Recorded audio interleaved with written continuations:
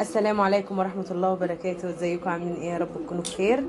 فيديو بص النهاردة بقى هعمل معاكم محشي. بصوا يا جماعة. بصوا الكوسة. بصوا الكوسة بقى. انا عملته معاكم قبل كده بس هنعمله تاني النهاردة. اه. بما اننا بقالنا كتير ما عملناش محشي فهنعمله بصوا. بقى النهاردة. ماشي. وبصوا بقى التانية بتاعتنا حلوة يلا نخش على الفيديو وجمال. ونشوف عملنا ازاي. بصوا بقى معانا هنا بقى ايه. اول حاجة كرنب.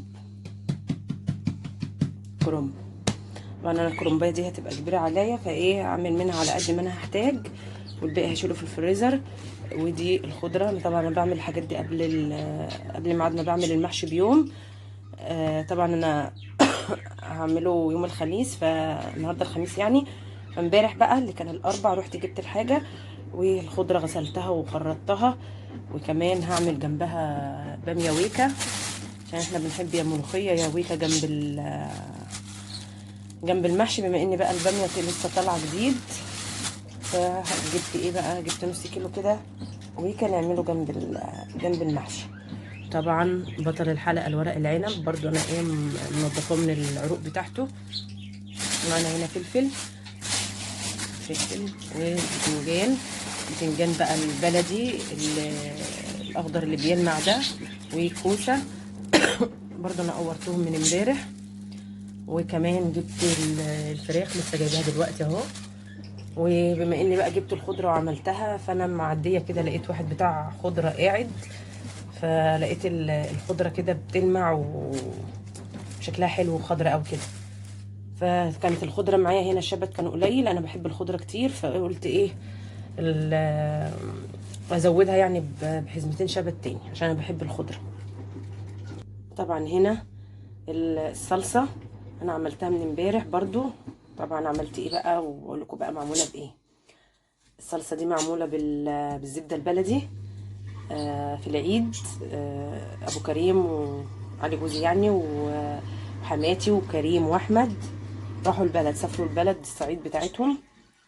حماتي بقى ايه الحبايب ادوها زبده وكده، فايه ادتني منها. فانا بقى النهارده قلت ايه اعمل بقى ايه، بما اني بقى لي شهور ما عملتش محشي. شهور.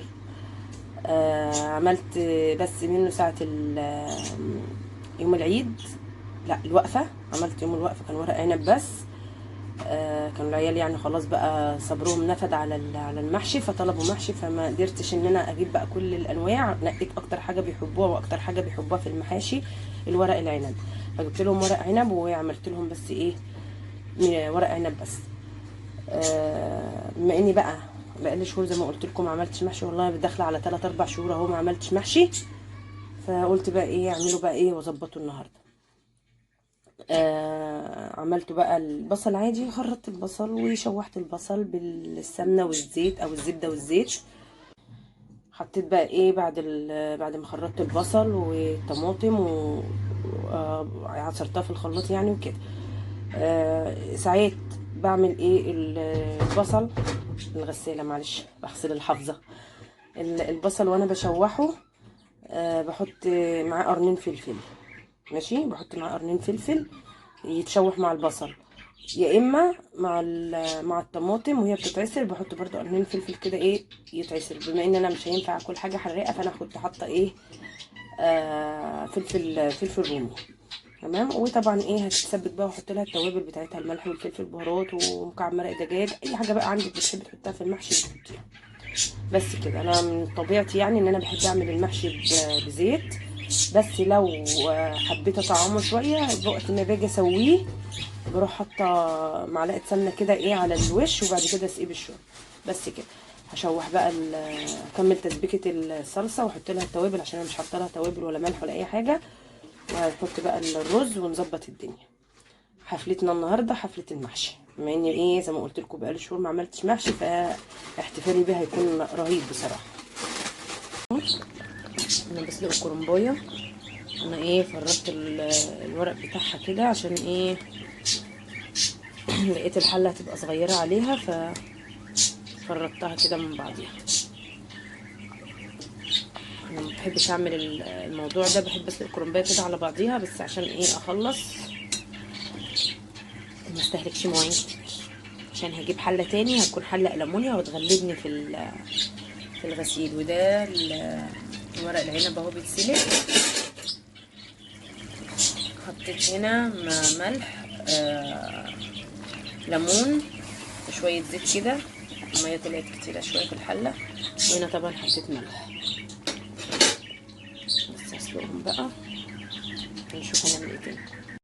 ادي بقى الرز اهو بعد ما عملته شوحته انا بحب اشوحه في الصلصه بعد ما حطيته الخضره بحط الخضره والرز مع بعض وبشوحهم في الصلصه.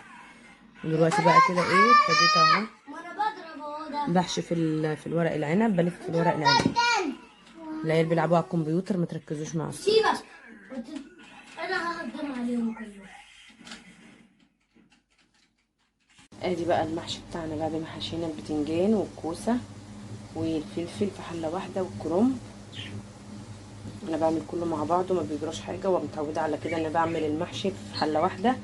والورق العنب بس اللي مش بحب اعمله، يعني بحب اعمله لوحده. وكمان بحب اعمل حاجه كده، العروق اللي هي بتاعه الكرنب دي انا بحب احطها كده على وش الحله، بحب اكلها كده بعد ما تستوي وتبقى استوت في الشوربه كده وتاخد طعم المحشي. طبعا كده اهو سقيته زي ما انتم شايفين. هغطيه بقى وهسيبه يستوي. ودي بقى الورق العنب هعصر عليه ليمون. يعني لو عندك صويا صوص حطي، لو عندك دبس رمان حطي، بس انا ما عنديش بصراحه. هستكفي بس بالليمون اللي هعصره عليه. وغير ان انا عصره ليمون في السليق كمان. وكده اهو سقيته برضو ايه هسيبه يستوي. هغطيه واسيبه يستوي كده بقى. خلاص اهو المحشي استوى.